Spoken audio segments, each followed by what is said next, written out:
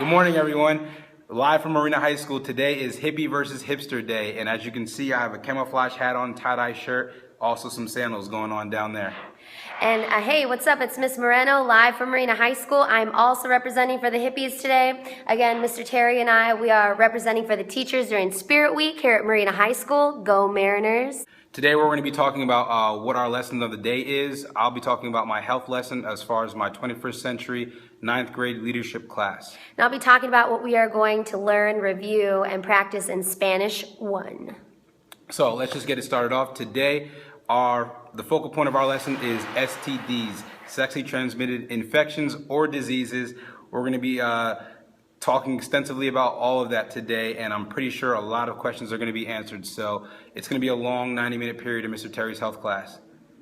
Mr. Terry, is it really stressful to talk about these topics for you as a teacher with students, or how do you deal with how do you deal with the students, who they're uncomfortable, so they make jokes about things that are inappropriate? How do you deal with that as a teacher in health class? I feel like I've actually become extremely adept at, rerouting the class when they become off task or off topic, especially with inappropriate comments, and I pretty much handle those pretty well. Ignoring is always the best thing to do, or, I use humor a lot in my classroom, but every day during my month-long STD or sexual activity unit of instruction, I have a shoebox, a Nike shoebox. And what I do is every student is required at the end of the period for the last 10 minutes to write an anonymous question, put it in the box, and then it gets answered in front of the entire class. So, to make sure no one's uncomfortable. If someone has a question they don't feel comfortable asking me one-on-one or asking the class as a whole, all those questions will get answered, and I do get the bulk of the most important questions during those question box times. That's great that you make it anonymous, so students don't they can ask their questions even if they feel uncomfortable asking it. It's great that it's anonymous, so that way, that's true education. If students can ask the questions, they feel comfortable asking the questions that they're actually curious about. And that's a good way too to kind of censor questions that might be too inappropriate or maybe not applicable to what you're teaching. So. Exactly, and every question does not get answered, believe me. Some of them get thrown out and recycled, or I take them back to New Jersey and use them as firewood because my parents need that when it's cold. However, you're right. I want to make sure everyone's comfortable and create, a really, easygoing learning environment. So that's definitely a part of it. Awesome. So today in Spanish class, what we're doing is we are reviewing how to describe height, hair color, and personality. And so in order to do that, my students are going to be able to, by today, conjugate the verb ser, which means to be, using their subject pronouns.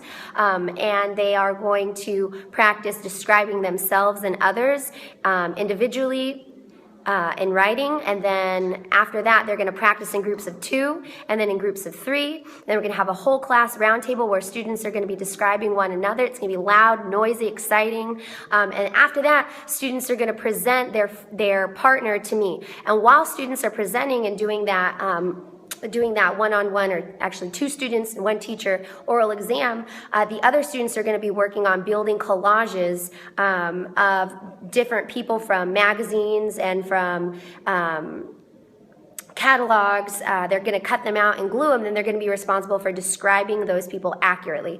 So in my Spanish class today, we're going to be listening, reading, writing, and speaking my students' second language, which is Spanish. And in doing so, I'm hoping to promote a classroom climate that's very engaging and respectful to the Spanish language, but also get students speaking. Because a lot of times, I know, I've heard a lot of people personally tell me, I took 4 years of Spanish, but I still can't speak it. And that's really what I'm trying to avoid in my classroom, is a student leaving Spanish 1 with a feeling that they can't speak the language. So I want the language to be accessible. I want students to take risks, and I also want them to have fun and be creative. Something that's important for me as a teacher too is to incorporate art into my classroom, and structured art activities. For example, the very first project I had my students do, I'm a firm believer in project-based learning, was we studied, we learned about, we discussed, we wrote about, we thought critically about the vejigante masks of Puerto Rico, which are masks worn during Carnival, a celebration that happens all over the world. But in Puerto Rico, they wear these masks called vejigante masks, which literally translates into something like bladder giant. And there's the bell. So we got to make this quick. Yes, they're supposed to scare the evil spirits away before lunch. So it was a lot of fun. Students learned about it. They made the masks. We got messy. And in doing so, I was also able to teach my classroom procedures and build community within my classroom. So next, Mr. Terry is going to talk a little bit about what he's doing in his class today. Also in 21st Century, my leadership class, what we're going to do is my freshmen are finishing up writing their writing prompts for their college admission essays. So I want to get them pretty much college oriented, and I gave them the freshman applicant prompt for the CSU and UC schools in California, and that's what they've been working on for the last several days. Today we're going to finish up peer editing their writing prompts, and what we're going to do is we're going to transition into something that has to do with careers. And I have a great website, it's called bls.gov, where the kids can go on, and it's based on a 2012 labor statistics survey that basically encompassed the entire United States, and a variety of different information is on there as far as, you know, what different jobs you can get, what type of education you need to get those jobs, how much money you could be making on a yearly average, and, you know, outlook for other jobs that are similar. So I want to get them a little bit career oriented after we focus on college, to get them, you know, to get them planning with the end in mind and looking at the bigger picture as opposed to the next 3 years in high school.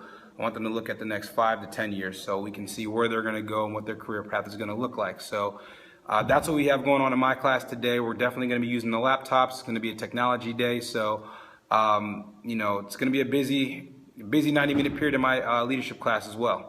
It's so awesome that you get the students writing there and thinking about their admissions essays freshman year. Like, that is crucial because, you know, some students might say, oh, like, I'm not going to go to college. Well, how do you know? You're 14 years old. Like, let's get started. Let's get pumped. That way you can change your life, your community's life, your family's life by going to college. So definitely, and totally. Some of these kids are first generation college students. So no one has ever been to college in their family, so they have no idea what it even is about. And we here at the high school, and I try to encompass everything that has to do with college, so to expose them. And you know, you never know how you're going to be impacting a student until they tell you, or, you know, you just find out. So I'm definitely excited about what we're going to do today, and, you know, looking forward to seeing how it goes. That's awesome, Mr. Terry. Well, thank you for joining in on us today. Again, today at school at Moreno High School, we got the hippies versus the hipsters battling it out in an outfit contest. Obviously, we're representing for the teachers. We're going to win.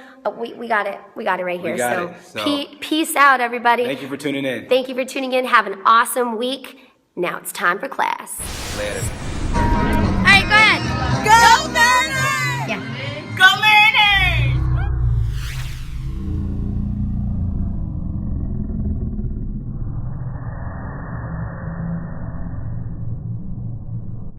One, two, three. Go Mariners! Go Mariners!